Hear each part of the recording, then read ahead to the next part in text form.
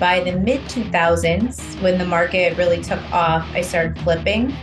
Okay. And then a few years later, I got my real estate license. That's when the market crashed. So real estate in Cleveland was hit especially hard. I can't remember the exact stats, but we were maybe like 1 in every 7 or 8 houses was in some state of foreclosure. Taxes are your biggest expense. The best way to reduce your burden is real estate.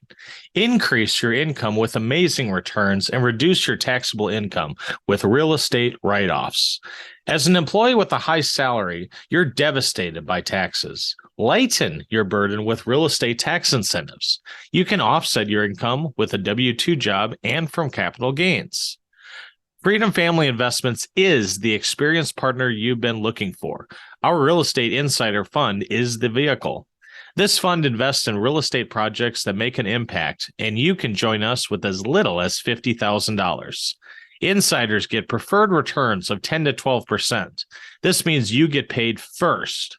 Insiders enjoy cash flow on a quarterly basis, and the tax benefits are life-changing. Join the Freedom Family and become a real estate insider. Start on your path to financial freedom through passive income. Text FAMILY to 66866. That's family to 66866. This is not a solicitation. Please text regarding this opportunity for complete details. This is for accredited investors only. Are you tired of trying to keep ahead in the rat race, only to have so much of your hard-earned money going to the tax collector? Equity doesn't pay the bills. Retirement savings don't pay you now, and there are only 24 hours in a day to work. The only solution is passive income that pays you 24/7 now, not 40 years from now. From vetted investment opportunities to tax saving strategies, let John guide you through all the confusion and take control of your financial life in pursuit of financial freedom. So sit back, relax, and welcome to the Wealth and Freedom Nexus.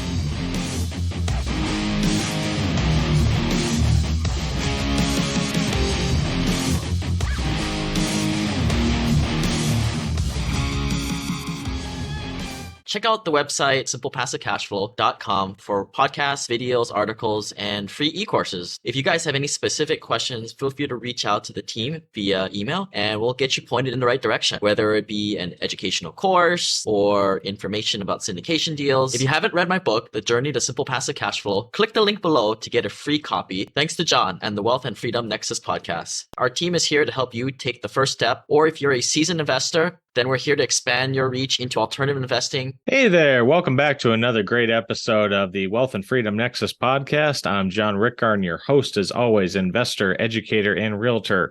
A few house cleaning items. If this is the first time that you're joining us, be sure to hit that subscribe button or follow button or click the bell, depending on if you're listening to this on iTunes, Spotify, YouTube, or all the other podcast listening platforms out there. Also, be sure to check and follow me on Instagram and Twitter, same handle, WFreedomNexus. And you can also find continual new resources at wealthandfreedomnexus.com. You can see all those above my shoulder if you're watching this on YouTube. Otherwise, probably the quickest, easiest one, if you just go to rickgarn.com, it will redirect you to all those links and sites that I mentioned. So, interesting thing about the Rick Garn name, there's only 3 people in the world that have that name. So it was pretty easy to get the domain name registered and certified, where if my name was John Smith, John Anderson, John Peterson, it would probably be a little different story. So now this week's guest, memory is kind of a funny thing. There's so many times at home, I'll be going to the basement or go in the kitchen and my wife will say, hey, can you grab me a Coke or water or tea or whatever? Okay, sure, not a problem. 30 seconds later, I come back in the living room. Hey, thanks for grabbing that for me. Oh, crap. Sorry, I forgot. So, one of those, man thinking moments, whatever you want to call it. But memory is a funny thing. Now, this week's guest is Kelly Stumphauzer. I think I pronounced that right. Definitely a German name, I'm assuming there. But I mentioned the memory story because I remember, well, we first connected, I want to say about 5 or 6 years ago. But I remember first talking to her. She had actually called my cell phone just brief introduction of herself, the turnkey providers or turnkey properties she had at the time, as well as Prosper Cleveland, the company, and then a little bit info on the Cleveland market. And I remember getting this call. It was on a late afternoon, early evening. I was up in northern Minnesota, actually north of Fargo. I was kind of doing a visit blitz, partly personal, partly work at the time. I met up with some guys at Fargo, but I want to say it was like Warrock, Minnesota. It was pretty close to the border, but it was a little pizza brewery kind of hole in the wall area that I ended up finding. It wasn't the most populated town, so there wasn't a lot to pick from, but I'm always game for trying pizza, trying breweries. And for some reason that just sticks in my mind. I remember we had tried to get in touch with each other. She had called my cell, I answered. And so as I was eating pizza and drinking some brews, that's where we first connected. This would have been, I want to say October or November of 2019, give or take. So just kind of share that funny story of, how memory works, at least between my ears. Maybe other guys can relate to that. But anyways, so wanted to kind of do a little spotlight on another market, and this would be Cleveland, Ohio. If you've heard the tagline, or if you're around my age, not to date myself, but that was the theme song of the Drew Carey Show, where they kept saying Cleveland rocks. And obviously that show, was filmed elsewhere, but took place in Cleveland, Ohio. I wanted to touch base on this for a number of reasons. First of all, Kelly is a very active entrepreneur that has been involved in real estate for over 2 decades on a coaching aspect, selling turnkeys, fixing and flipping, but then also starting a new fund. Now, disclaimer out there, this right away is a 506C fund. I always joke, if it's 506C, it's see you later, because you have to be an accredited investor. And I've obviously covered what an accredited investor is numerous times on that show. But if you need a refresher, or this is the first time you've heard of what's an accredited investor, feel free to just go to my YouTube channel or even the search bar of my website, type in accredited. You should be able to pull up a number of resources where I mentioned that before. So now accreditation 506C, as of this reporting, I can't even invest in this.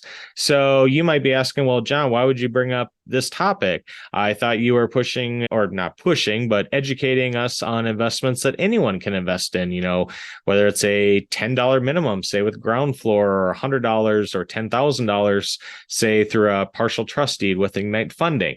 While that is all true, an interesting back way to get into 506B investments is by connecting with 506C. Now, just as a high level, thanks to the Securities and Exchange Commission, 506C, they can advertise. They can go on, social media. They can go on websites and promote, XYZ fund and promote, advertise. But they can only accept accredited investors.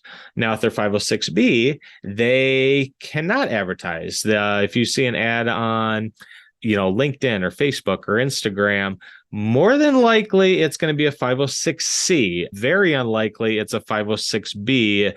There are some technical ways around it. It can also be a Reg A filing. If that's boring you, skip over this. Or if that's of interest, be sure to check out episode 60, where we went into that a little bit more detail as far as syndications, who can invest and where. But I bring this up because, I'm all about networking. I'm all about sharing knowledge. I'm all about connecting with others. And, if you reach out and you talk to someone, it's like, sorry, this is a 506C. Well, gee, I can't invest in that. But little loophole, if you want to call it, 506B investments, while they can't advertise, they can talk to people about their investments as long as they've established a pre-existing relationship. Now, I am not an attorney. I'm not a legal person or analyst or anything like that. So, I do not know all the ins and outs. But technically speaking, if you determine a pre-existing relationship, and I just say, think of it as common sense. I've talked to this person. I've emailed them. I'm on their newsletter. I get updated emails from them. I have a login to their website. I get their mailers. I get, maybe stuff in the mail once a month or a quarterly report. As long as you can show or prove, hey, I have a substantial existing relationship. Well, since that relationship has been established, then they can talk directly to you of, hey, here's our 506B offerings. So I just bring that up as a little bit more of a loophole of, yes, I can't even invest in this, even though I would like to. And we'll briefly talk about this with my guest today. But just to know, life is all about networking. Life is all about making connections. And the more connections you have, the more outreach you can have, and then learn about more 506B offerings that you can invest in, or Reg A's, or other syndications. So that's kind of the main reason I brought that up. But also, even taking that aside, Kelly goes into detail of how she's starting her own coaching business, and how they've done a very strategic shift in how they've invested, basically going from a turnkey model to a fund. And again, I won't spoil everything for you, but we will get into that with this interview. Now, just so you know, Cleveland is not a market I've invested in. It's on my list to check out. I haven't written it off, but it isn't like I'm going there, next week. Cleveland has been touted as the new Austin, as in Austin, Texas, which has seen massive growth in the last, 10 years or so.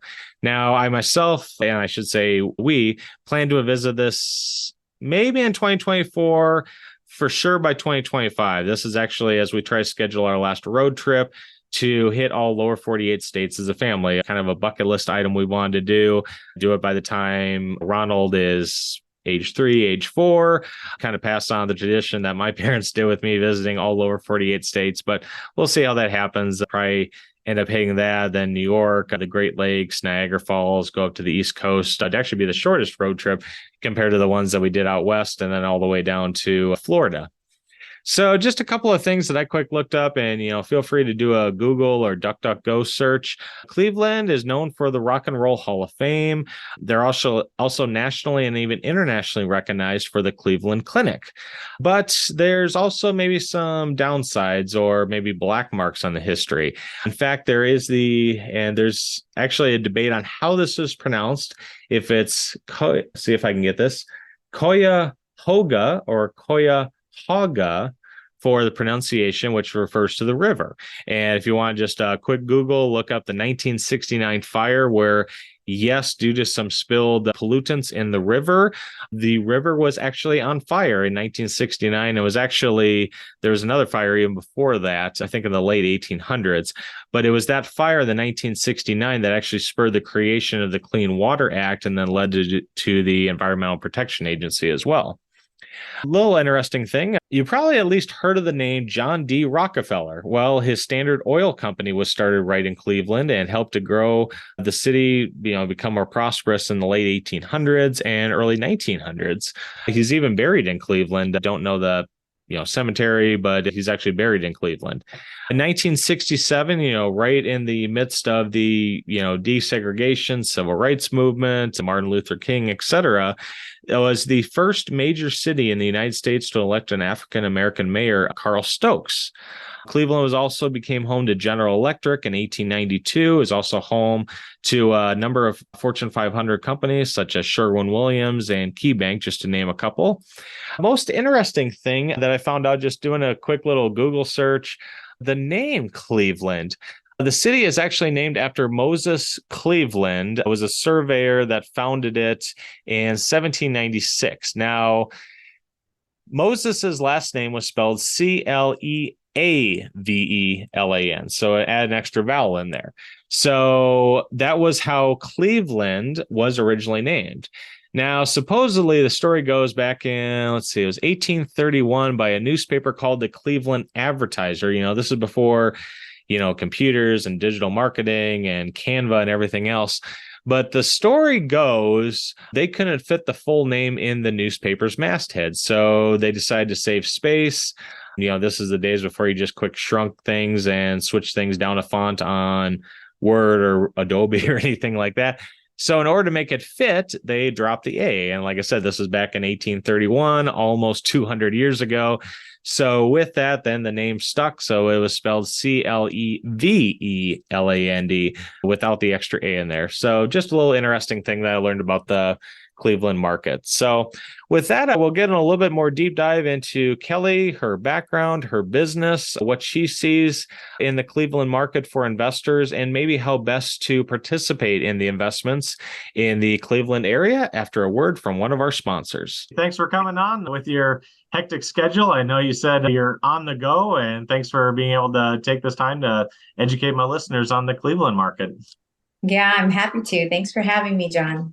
Yeah, you as well. So now maybe first question for my listeners that aren't familiar with you, Kelly, and your business, can you just kind of give us a brief background, on yourself? Have you always been in Cleveland? How'd you end up there, and how you got to where you are today?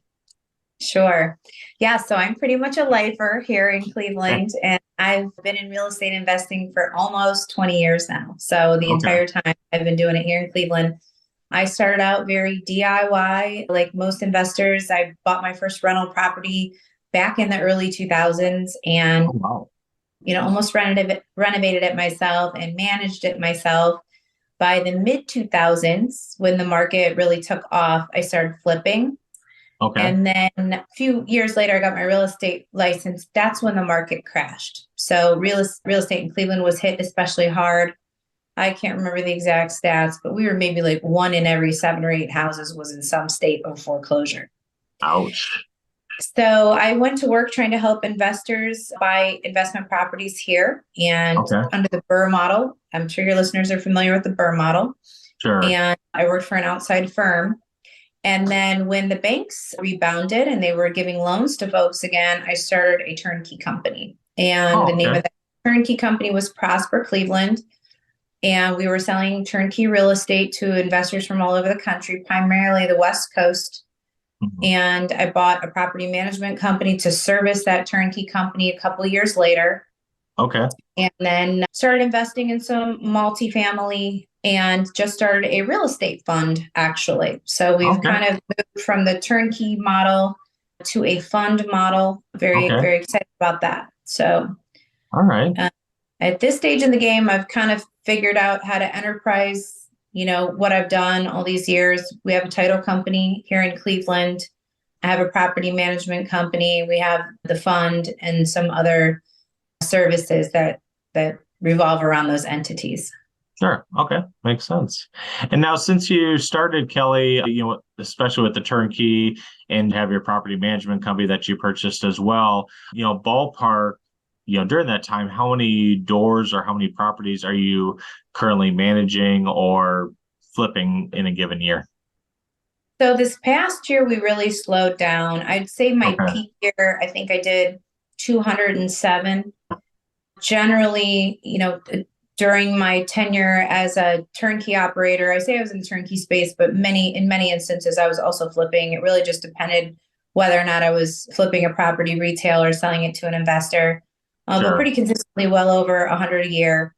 This past year, we really took a step back and started to evaluate our inventory and just the landscape with everything that changed with the interest rates, and decided to just take a totally different approach to this, which I'm really excited about. But always have been running a volume game. Even my first year as a turnkey operator, I think I did somewhere between 76 and 78 flips. Impressive. And with your property management company to date or in totality, do you know roughly how many doors Prosper manages or your property management arm manages? Yeah, so it's a different entity. It's a Keller Williams branded company, and it's Greater Metropolitan Management that I am an owner in, and it fluctuates, but I'd say we're sitting right around 900 doors. So definitely a decent sized number. So. Right. Now, maybe taking a step back for my listeners now, I've highlighted, I want to say like the top of the mind markets, but, anyone that goes on bigger pockets, probably heard of Birmingham, Alabama, Memphis, Tennessee, Dallas, Texas, et cetera, kind of the hot markets, if you will. Cleveland, at least in my research, my network, my dealings, doesn't really pop to the front of mind for a lot of investors.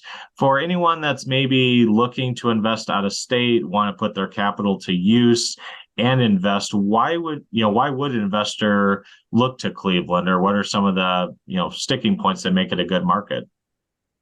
Yeah, I'm surprised in your research. That's what you found. In all my years, the news often mentions Cleveland as being an excellent market to invest in. In fact, I think that Zillow named us number 2 this year, if I'm not mistaken. But Oh, it's okay. been really interesting, John, like in my tenure here, to watch as the prices have fluctuated. The rents have continuously increased. And so Okay. we've always had some of the best price to rent ratios in the United States, which is what you're looking for, obviously. Right. There's so many markets that investors are completely priced out of and they can't get any cash flow at all. It's an extremely affordable market. And we have a pretty decent owner to renter pool here. So not to mention that the city, like a lot of Midwest towns, has really revitalized itself. So for many years when I was working in this market, we were really more of a blue collar industrial town, and we were enduring population loss year over year. And that's really changed. I think people are moving out of the coast and they're moving out of really expensive markets and they're trying to find affordable places to live. And we happen to have like revamped our entire economic base, if you will, really gearing more toward med and tech. And so you see a lot of young college age or college educated folks that are moving here because they want an affordable place to live with, believe it or not, all of the amenities that Cleveland has to offer. So I've watched it come to fruition. It's been going on for a very long time. It's been really neat for me to be a part of it all these years. But definitely, it's the price to rent ratio if you're looking at it specifically from an investment perspective. And moreover, the fact that our economy is centered on medical and on tech and on things that are just not going to go away. Sure. Yeah. And I'm one too. I like the diverse landscape. I think everyone knows how Detroit fared when they were extremely reliant on the 3 big car manufacturers. I mean, they've made a little bit of a comeback, but having that diverse area of industry, medical, government, tech, STEM research, if you will, kind of leads it to more recession resiliency, if you will. Now, you mentioned, Kelly, and I know you did this post on Instagram a while ago with some new offerings. You quickly mentioned about the fund. I wonder if you could also, give us a little bit more details on what that is, how it works, or how it would benefit investors. Huntsville, Alabama, the Rocket City, the Star of Alabama, the most populous city in Alabama, ranked as the best place to live by U.S. News and World Report. It's also a great place to invest in, and best of all, it is the place for this year's Spartan Summit by Spartan Invest. Join me and many other investors as we tour the Huntsville market with the Spartan team. Learn what sets their property management and turnkey services apart from others, and why they have been consistently ranked on Inc. 5000's fastest growing companies. Go to SpartanInvest.com today and reserve your tickets. Best of all, use promo code WFreedomNexus for 15% off your tickets.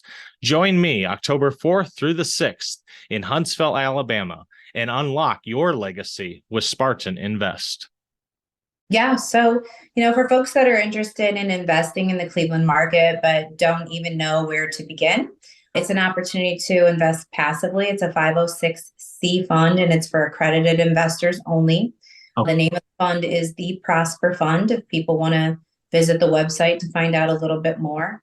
But essentially, we're going to be spending the next 5 years doing what we do best, which is aggregating the best real estate here in the Cleveland market in areas that have been tried and true for us, and areas that we know where there is redevelopment happening and has happened and is planned in the future, and just servicing the whole thing: construction, property management, stabilization, and taking advantage of cash flow and appreciation and all the wonderful benefits that we've been able to realize for outside clients for many years.